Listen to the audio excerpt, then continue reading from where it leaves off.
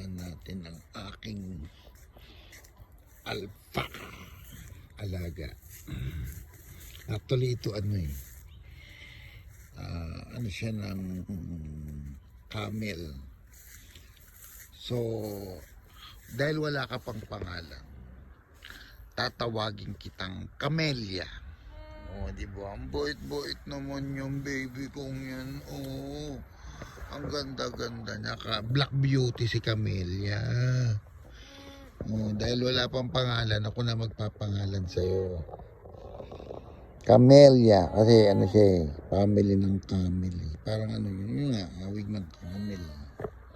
Ganda-ganda mo. At saka nilinis niya, ang dumi kaya dito kahapon. Ang dumi-dumi dito kahapon. Nilinis niya. Ganyan ito yung pagkakabili namin barrier. Ang ganda niya. Yung kabayo ganito rin ang gagawin namin para hindi naman sila masyadong kalat. Dapat nga ito hindi na tinali. Kaso nga lang kasi, kaya namin tinali. Let's say gusto natin namin i-move. Kasi di ba? Kinakain nila damo. At least hindi sila mahirap ilipat pag nakatali. Dahil siyempre, pag naubos to, problema to yung pagkain nila, di ba? So mangyayari parang dun sa baboy yung kulungan ng baboy inuurong-urong lang, ganun din dito. Yung barriers na yan ililipat-lipat lang kasi maikot nila yung pre-range ng pagkain nila, di ba? Ito marumi to kahapon po, hindi naman marumi, damong-damo to, di ba? Di ba Camellia baby? Ang ganda-ganda mo naman. Ang lusog-lusog. Tsaka makita rin nila yung ganda ni Richie Boy. Yung aking horse na miniature. Yan ang mga friends ko, di ba? Madali silang madali kasi yung alagaan. Tsaka pag nakikita nila na diyan ka kumakain sila, minsan hinihimas-himas mo. Mabait sila sa'yo. Ganda-ganda niya,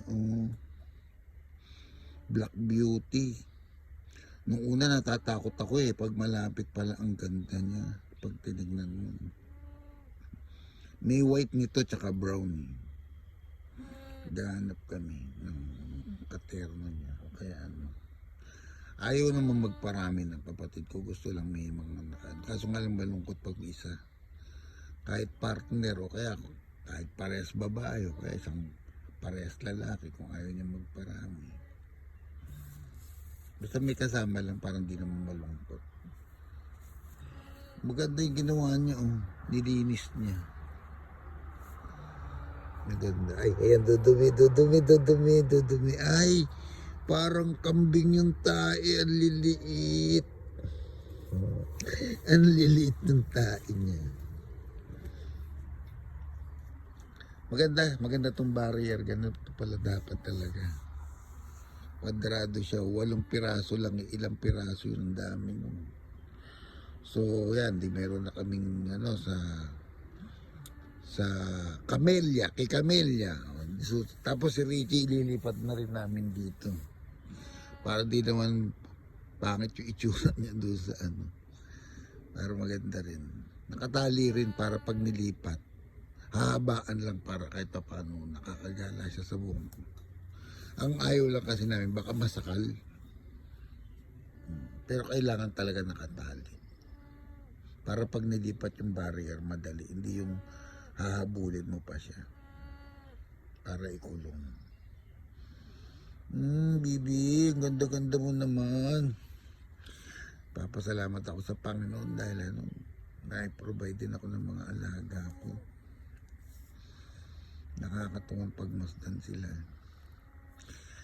Ay nako, kumpleto na, may vlogging na ako.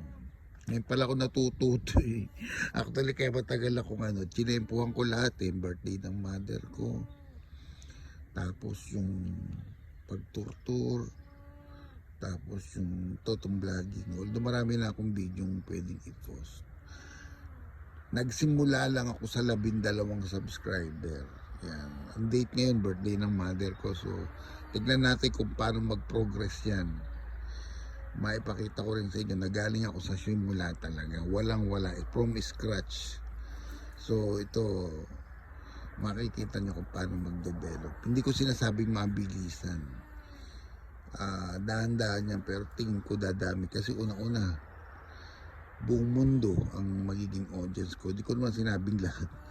Ibig sabihin maraming viewers. Maraming nakapokus sa YouTube kaysa sa mga television na na cable, yung mga sa YouTube marami talaga. Miski ako YouTube lang ako, hindi naman ako gano'n, tsaka Facebook yan. Pero meron din akong account sa sa TikTok at saka sa isang account lang naman yan, ginagamit ko, hindi naman iba. Lahat yan connected sa TikTok, sa Instagram, Facebook, YouTube, yan. Ang ganda-ganda naman ni Camellia. Nakakatawa. Na-inspired ako actually sa pag-aalaga ngayon. Na-inspired ako mag-alaga ng mag-alaga.